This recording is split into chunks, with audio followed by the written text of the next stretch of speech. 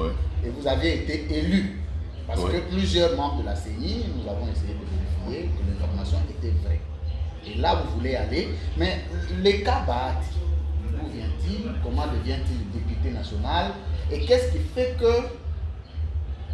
la procuration bloque? Parce que c'est un contentieux qui va avec un autre Bahati. Vous ne voyez pas qu'il y a conflit d'intérêt de la part de votre autorité morale et vous serez mal à l'aise? Bon, je crois que chacun aurait à mettre un Ça, c'est un commentaire. raisonnement. Hein. Votre raisonnement peut être aussi fondé. Oui. Et la plupart de ceux qui interrogent ce qui s'est passé pensent effectivement de la même manière. Mais j'ai dit, être fils ne vous empêche pas d'avoir les mêmes droits que les autres.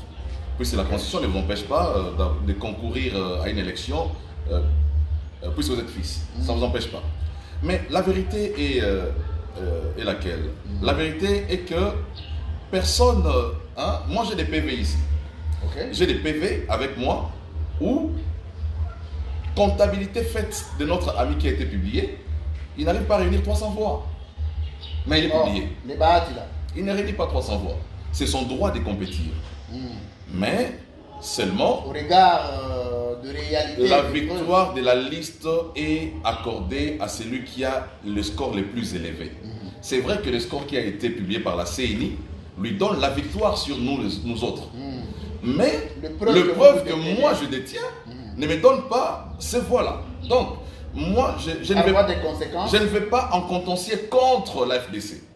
Ça, il faut que nos amis les comprennent. Vous allez en comprennent. contentieux contre la CENI. Je vais en contentieux contre la CENI qui m'a attribué des voix qui ne correspondent pas au score que j'ai réalisé. Très bien. Voilà pourquoi je demande la procuration. C'est la démarche légale, légitime.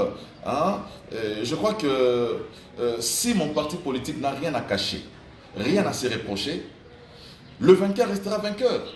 Le perdant restera perdant. Si Chris Mukendi est perdant, je resterai perdant. Mais si Chris Mukendi est vainqueur, mon parti ne peut pas empêcher à Chris Mukendi d'aller revendiquer sa victoire. Le parti ne peut pas empêcher à Médard Kankolongo d'aller revendiquer la victoire parce que Kankolongo aussi dit que c'est lui qui est le premier. Alors, Chris Mukendi dit qu'il est le premier. Bahati dit qu'il est le premier. Il faut que la Cour constitutionnelle, c'est lui les juges des contentieux électoraux. Très bien.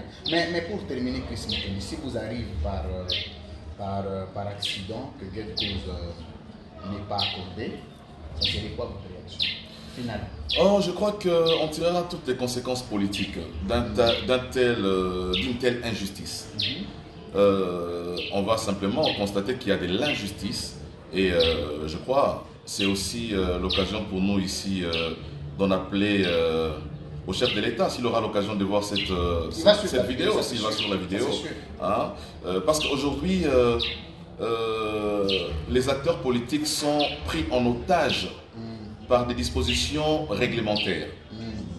Si il n'était pas fait obligation aux membres que nous sommes de notre regroupement de recourir au regroupement pour obtenir la procuration, on serait déjà allé à la Cour constitutionnelle sans aucune entrave. Mais aujourd'hui, l'entrave, c'est que nous voulons aller à la Cour constitutionnelle et ceux qui nous empêchent d'y aller se disent que nous allons aller contre un autre Bahati. Voilà, et je comprends la position dans laquelle se trouve mon regroupement. Ils se disent, ça veut dire Bahati va en contentieux contre Bahati. Parce qu'il s'appelle Bahati, mon président s'appelle Bahati, et naturellement, si on y met un peu des fibres ethniques au niveau du parti, je comprends les sentiments qu'ils peuvent avoir. Mais j'ai dit, le président Bahati est le président du Sénat. Ça veut dire que c'est un légaliste. C'est un législateur. Il faut que dans son agir, dans son agissement, il montre de l'équité, de l'égalité et de la légalité. La justice surtout. Mais à quel moment le président d'un parti politique, d'un regroupement soit-il, peut avoir accès aux données électorales avant la publication des résultats? Non, mais ce qu'on déplore, je crois que c'est ce qui a justifié aussi le retard dans la publication des résultats.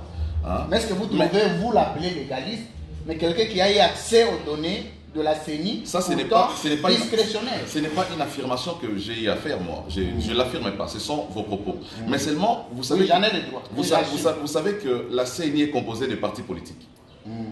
L'AFDC reste secret. L'AFDC a un membre au sein de l'appareil électoral.